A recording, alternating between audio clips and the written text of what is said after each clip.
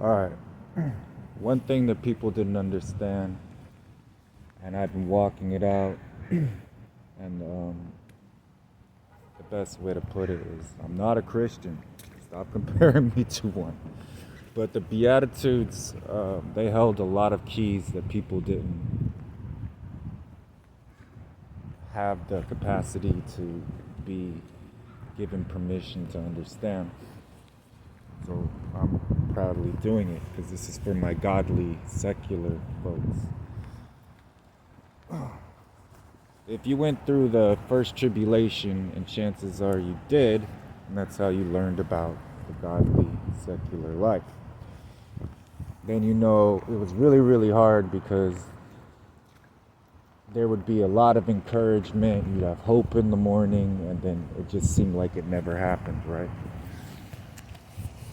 And when I went through it, the Spirit had told me, well, that helped break your will.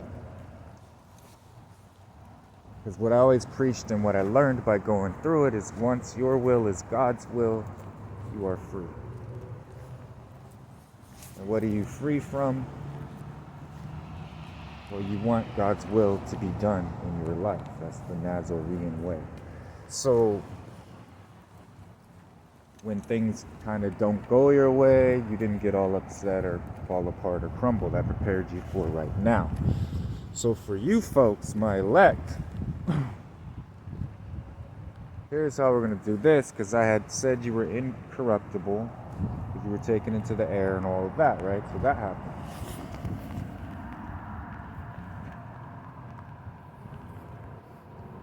And then basically, we are where we're at now. So remember, you got to take care of God's business first.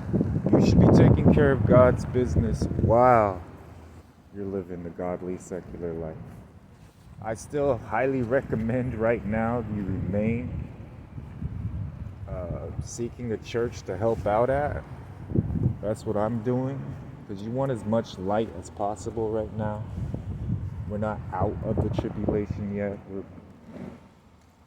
about 82% finished with it, but there's still a little bit that's coming, and still there's a few things we need to be mindful of. So keep looking for God's will. But when we first started this season, I gave everybody everything they ever wanted up front. You just have to trust me on this. Some people found it hard to believe because a lot of it also was to show you this is not bad.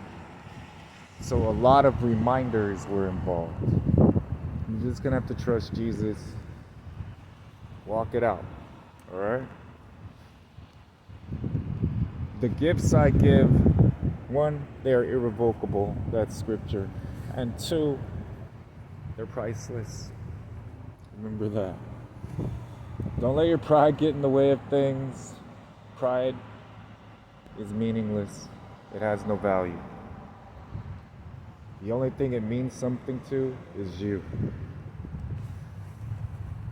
It will be your downfall every time, and it will keep you from getting what you really want every time.